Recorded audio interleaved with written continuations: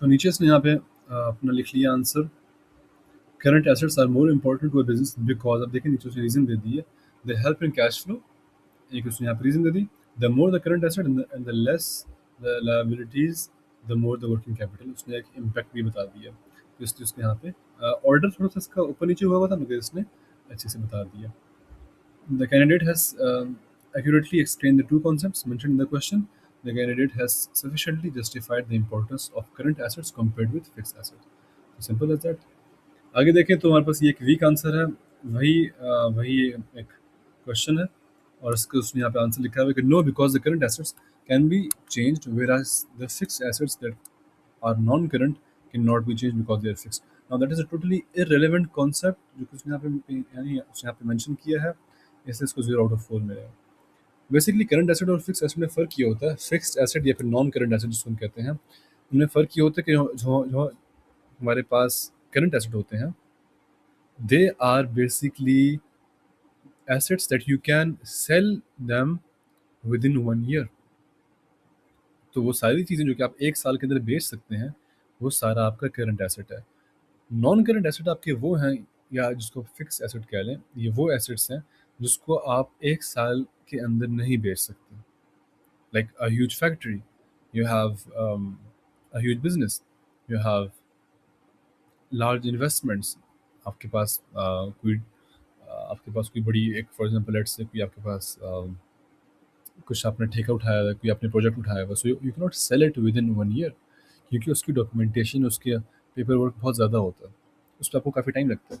Hence उसको हम कहते हैं कि भाई वो आपका एक फिक्स्ड एसेट है बजाय करंट एसेट के। ये हो गया 4 मार्कर्स, इसकी आप क्वेश्चंस प्रैक्टिस कर लीजिएगा। एक क्वेश्चन यहाँ पर है आपके पास, भेज दीजिएगा मुझे कमेंट में नीचे।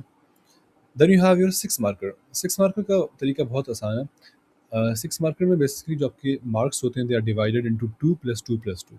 तो पहले जो आपके पास 2 मार्क्स हैं वो आपको मिलते हैं,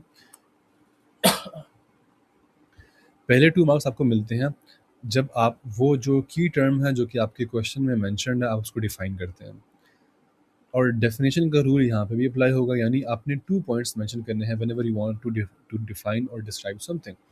आपने डिफाइन कर लिया, आपको 2 मार्क्स मिल गए। Now you have to explain, जो भी आपका क्वेश्चन है आपने बताया, आपने एक पॉइंट देना है, यानी एक आपने एडवांटेज दिया, उसका आपने रीज़न दी, उसका आपने इम्पैक्ट दिया, दैट इज़ इट। या पॉइंट बताया, रीज़न बताई, example they the, your choice. यानी एग्जांपल, रीज़न, इम्पैक्ट, इनमें से आपके पास चॉइस है, इनमें से आपने 2 चीज़ें करनी होती हैं। पॉइंट बताया, रीज़न दी, आगे इन एग्जांपल दे दी, फिर आपने इम्पैक्ट दे दिया। And then at the end जो आपके 2 मार्क्स हैं वो आपको मिलते हैं when you evaluate and present your opinion, that is your conclusion. इसमें ये हो रहा होता है कि भाई आपने रिपीट नहीं करने अपने पॉइंट, आपने कोई और बताना है, इसमें कोई और रीज़न बताना है। The best way to end your answer, आपका जो भी कंक्लूजन है 6 मार्कर और 8 मार्कर के अंदर, वो ये है कि आप अदर फैक्टर्स को आप मेंशन करें। फॉर एग्जांपल, आपने ऊपर कोई चीज़ मेंशन की है, तो आप नीचे लिखें कि भाई this depends on blah blah blah and so on. इसके लिए आई वुड वांट यू कि आप हमारे स्पेसिमेन पेपर की वीडियो देखिएगा, उसमें मैंने बहुत डिटेल से इसके ऊपर बात की हुई है, और अभी जो हमारे पास मज़ीद पेपर 2 की वीडियोस आ रही हैं, आज आएंगी, कल आएंगी, उसका ज़रूर देखिएगा। Then you have some example for it. Evaluate the benefits of using an overseas agent when exporting goods. अब हमने यहाँ पे एक की टर्म को आइडेंटिफाई कर लिया। की टर्म को हम आइडेंटिफाई कैसे करते हैं, वो हम ऐसे से करते हैं कि हम देखते हैं कि भाई वो कौन सा वर्ड है, वो कौन सा कॉन्सेप्ट है कि जिसके इर्द गिर्द पूरा का पूरा क्वेश्चन रिवॉल्व कर रहा है। तो इसमें हमारे पास ओवरसीज एजेंट के ही बारे में सारी बातें हो रही हैं, यानी बेनिफिट हमने किसके निकालने हैं, हमने ओवरसीज एजेंट यानी हमने ओवरसीज एजेंट के हमने फाइंड करने हैं। एक्सपोर्टिंग गुड्स कौन करता है, ओवरसीज एजेंट करता है।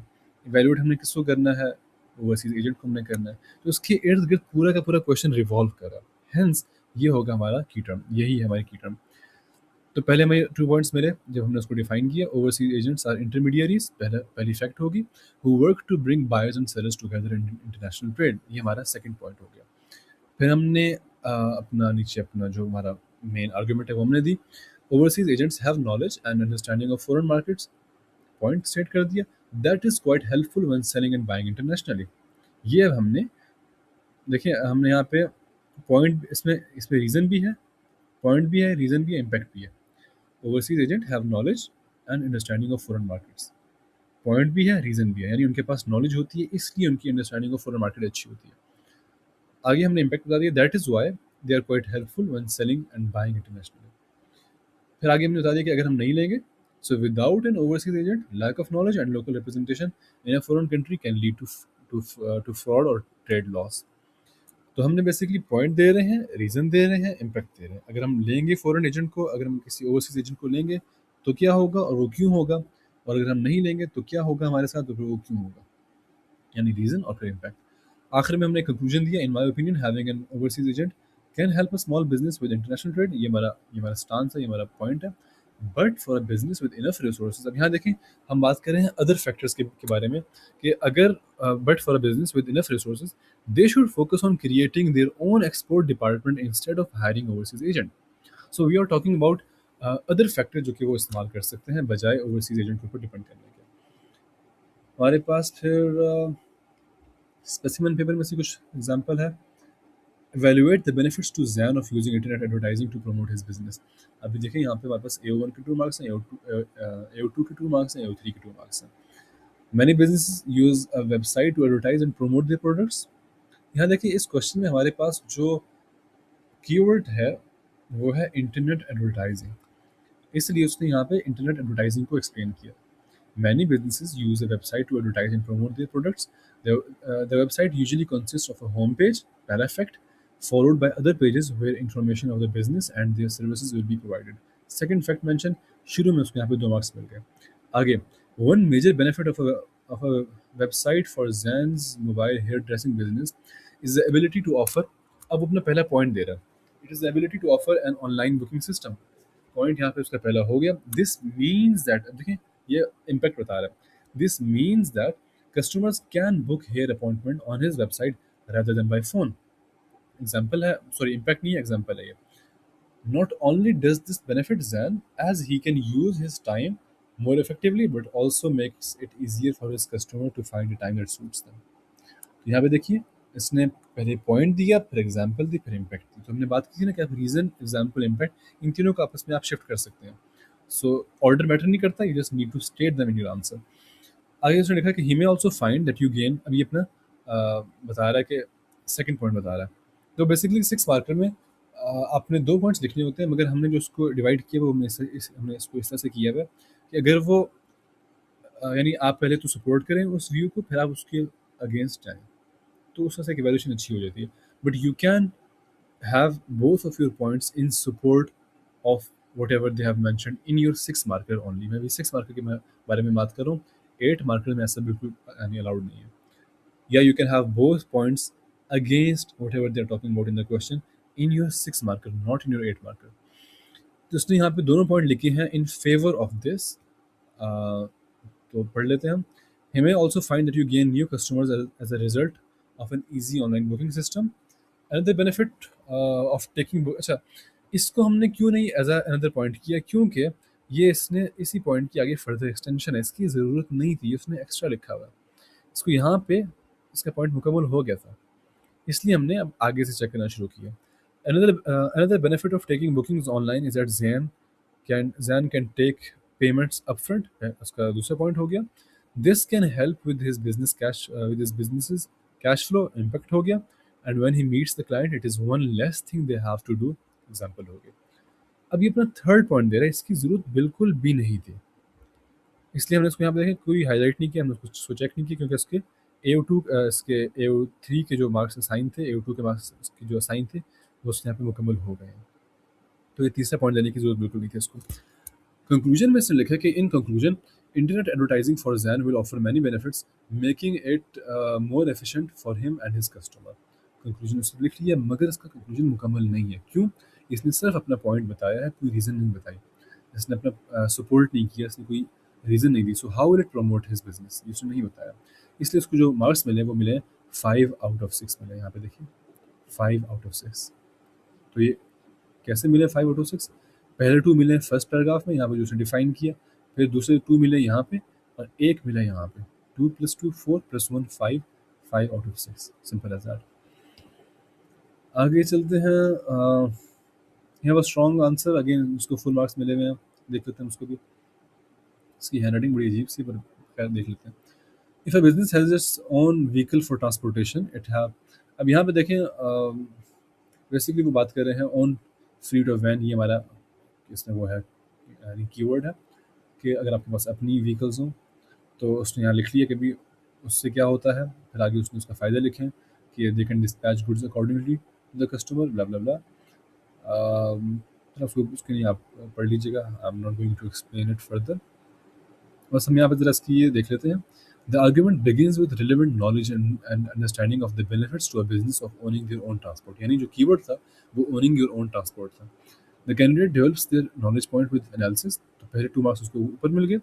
नीचे उसने लिखा कि by highlighting the benefits to a business of having its own transport, पहला उसको मार्क्स तीसरा मार्क यहाँ मिल गया, चौथा मार्क यहाँ उसको यहाँ पे मिला। The candidate has shown knowledge and analysis of the commercial argument against a business, यानी पहले उसने सपोर्ट किया कि भाई हमें होना चाहिए हमारे पास अपनी ओन ट्रांसपोर्ट, फिर उसने उसके अगेंस्ट बात की कि नहीं, अगर हमारे पास होगा तो नुकसान क्या होगा, तो उसने पहले फ़ायदा बताया, फिर उसने एक नुकसान बताया, और फिर आखिर में उसने एक जस्टिफाइड इवैल्यूएशन दे दी है।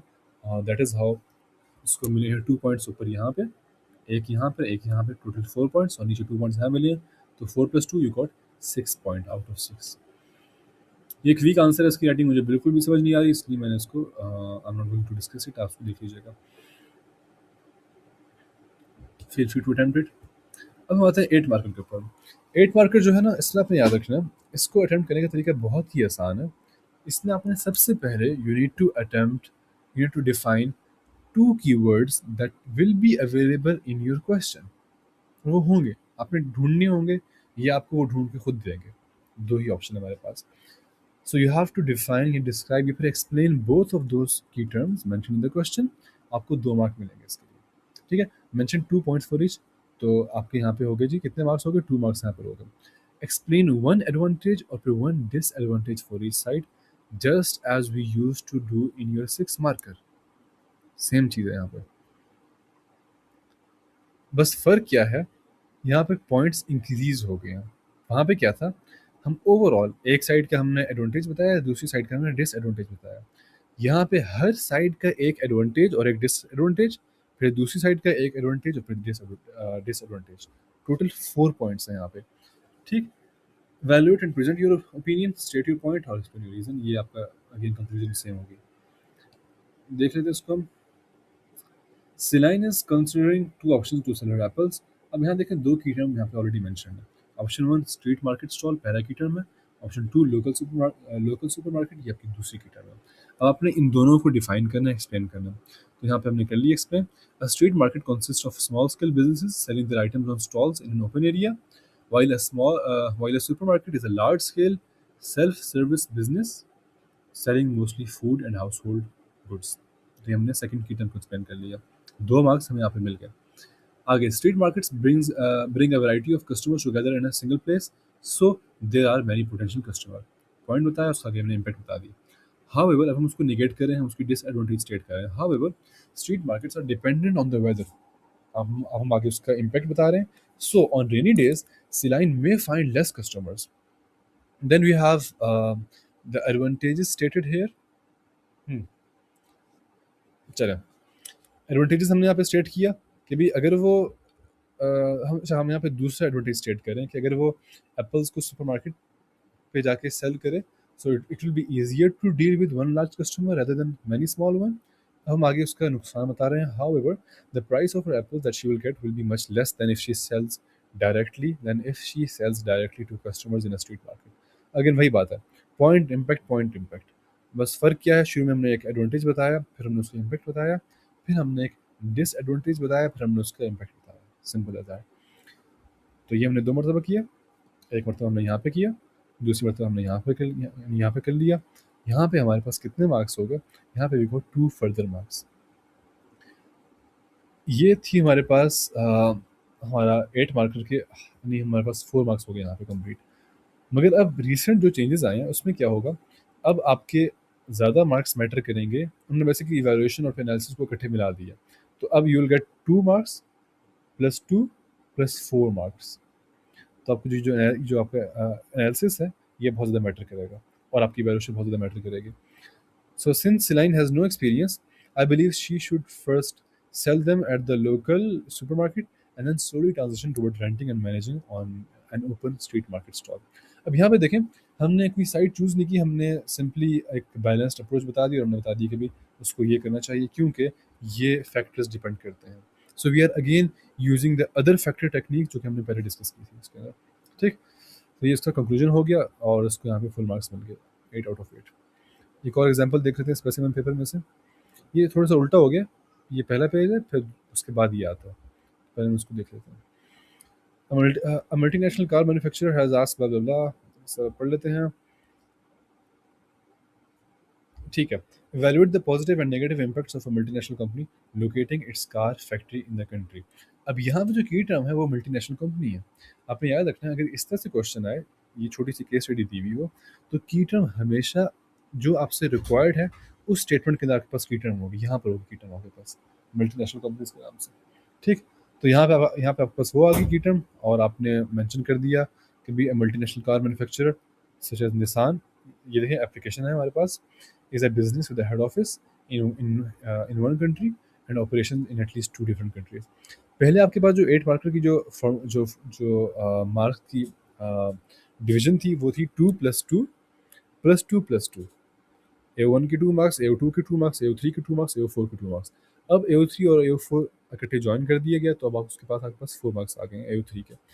तो AO2 क्या है? AO2 आपके पास एप्लीकेशन है। एप्लीकेशन क्या होती है कि आपने जो भी कॉन्टेक्स्ट उस एग्जामिनर ने क्वेश्चन के अंदर केस स्टडी के अंदर मेंशन किया हुआ है, you have to mention that in your answer as well. तो यहाँ पे कॉन्टेक्स्ट हमें मेंशन किया हुआ है कार्स के बारे में, तो मैंने कार्स की एग्जाम्पल दी है अपने आंसर में, such as Nissan. You can use any real world example और you can use whatever example they have given in this case study.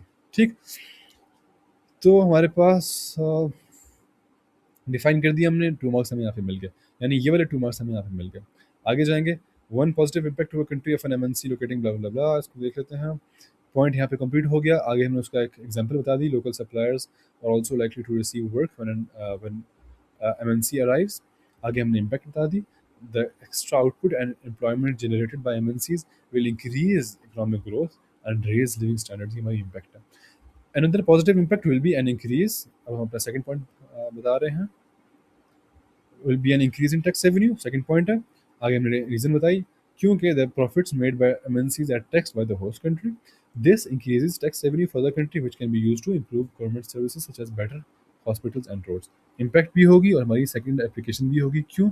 क्योंकि हमने यहाँ पे गवर्नमेंट सर्विसेज की, आपको दिखाता हूँ, हॉस्पिटल और रोड हमने यहाँ पे मेंशन किया है, जो कि इन्होंने अपने क्वेश्चन में यहाँ पे मेंशन किया हुआ। तो ये देखिए, नहीं बल्कि गवर्नमेंट के बारे में यहाँ पे मेंशन था ना, तो हमने उस कॉन्टेक्स्ट को यहाँ पे मेंशन किया कि भी गवर्नमेंट तो चाहती है, गवर्नमेंट नॉर्मली चाहती है कि भी वो बेटर फैसिलिटीज़ प्रोवाइड करें, बेटर सर्विसेज प्रोवाइड करें, तो अगर वो टैक्स ज़्यादा मिलेगा तो वो ज़्यादा प्रोड्यूस करेगी। तो हमने कॉन्टेक्स्ट यहाँ पे मेंशन किया, एग्जाम्पल दिए कॉन्टेक्स्ट को इस्तेमाल करते हुए, हेंस हमें यहाँ पे सेकेंड एप्लीकेशन के हमें यहाँ पे मार्क मिला। फिर हमने अपना थर्ड पॉइंट दिया, वन नेगेटिव इम्पैक्ट। अब हमारे नेगेटिव इम्पैक्ट के ऊपर, one negative impact is that MNCs may pay, यहाँ में नहीं है, pay higher wages and local businesses so it might attract the best of the local labour. अच्छा, ये इनिशियली तो लग रहा है कि एक नेगेटिव इम्पैक्ट नहीं है, मगर आगे देखें, this might lead to local people moving from primary industries which can result in less primary production, impact बता दिया। और another negative impact is that profits often leave the host country and go back to MNC's home country rather than investing the profits into the um, local economy. चौथा point इसने बता दिया, मगर इसने इसको डेवलप नहीं किया, मगर क्योंकि इसने ऑलरेडी यानी इसने यहाँ देखें, इसने इम्पैक्ट बता दिया था ऊपर, सॉरी हाँ ठीक है, इसने डेवलप किया भाई। Another negative impact is that profits often leave the host country and go back to MNC country. इसमें यानी रीज़न भी है कि एमएनसी जो होती है वो प्रॉफिट को वापस ले जाती है और उसमें इम्पैक्ट भी है, तो इसलिए ये इसका पॉइंट मुकम्मल हो गया। In evaluation, much will depend on the state of the economy of the country. The country will need to consider whether it wants to increase its economic growth or not. Again, वो कोई stance choose नहीं कर रहा, वो एक again वही technique इस्तेमाल कर रहा है कि भी it depends on this factor, मगर चूंकि उसने कोई रीज़न बताई नहीं है, इसलिए इसको एवेल्यूएशन के 2 मार्क्स में से उसको सिर्फ 1 मार्क मिला है। तो टोटल कितने मार्क्स हो गए? इसको 2 मार्क्स मिले हैं यहाँ पे डेफिनेशन के, फिर 2 मार्क्स मिले हैं ये पहले पॉइंट किया एडवांटेज बताने का, फिर डिसएडवांटेज बताने का, फिर 2 मार्क्स मिले हैं इसको दूसरे पॉइंट का एडवांटेज बताने का, डिसएडवांटेज बताने का, और एप्लीकेशन किसका आ गया यहाँ पे, और फिर उसको मिले हैं, सॉरी फिर से करते हैं इसको ज़रा, 2 मार्क्स मिले हैं इसको डेफिनेशन के, फिर 2 मार्क्स आते हैं आपके पास एप्लीकेशन के। तो दोनों उसने जगह एप्लीकेशन कर ली, एक जगह यहाँ पे की एप्लीकेशन, दूसरी जगह उसने की एप्लीकेशन यहाँ पे। ठीक, कितने हो गए? 4 मार्क्स आउट ऑफ 8। बाकी जो 4 मार्क्स हैं वो मिलते हैं एनालिसिस और इवैल्यूएशन के। तो उसमें भी जो डिवीजन है वो 2 मार्क्स एनालिसिस के, 2 मार्क्स इवैल्यूएशन के। तो 2 पॉइंट्स उसने मेंशन किए और दोनों के एडवांटेजेस और डिसएडवांटेजेस मेंशन किए, इसलिए उसको जो 2 मार्क्स थे out of 4 assign to AO3 वो उसको मिल गए। मगर इवैल्यूएशन में क्योंकि उसने डंडी मारी है, सिर्फ उसने एक चीज़ लिखी है और रीज़न नहीं बताया, इसलिए उसको 1 मिला। तो AO1 में से उसको मिले हैं 2 मार्क्स, AO2 में से भी मिले हैं 2 मार्क्स, AO3 में से उसको मिले हैं 3 मार्क्स। 4 मार्क क्यों नहीं मिले? क्योंकि उसने ये रीज़न एक्सप्लेन नहीं किए थे। तो यहाँ पे कुछ कमेंट्स हैं, आप उसको पढ़ लीजिएगा। ये सारी चीज़ें हमारे आंसर फॉर्मेट्स में और हमारे स्पेसिमेन पेपर में अवेलेबल है। यू कैन मैसेज अस और हम आपको वो भेज देंगे इंशाल्लाह। ठीक, we have some more examples here. किधर गया? ये एक वीक आंसर है, I am not going to read it now. We have another strong answer, उसको आप पढ़ लीजिएगा। फिर हमारे पास ये प्रैक्टिस क्वेश्चन है और फिर लास्ट ही बस। तो ये था आपके पास आंसर फॉर्मेट, ये हमने काफ़ी देर से इसको शुरू किया हुआ था। एनीवेज ये हमारे पास कंप्लीट हो गए। अब हम जल्दी से आते हैं towards some stuff that I want to discuss with you.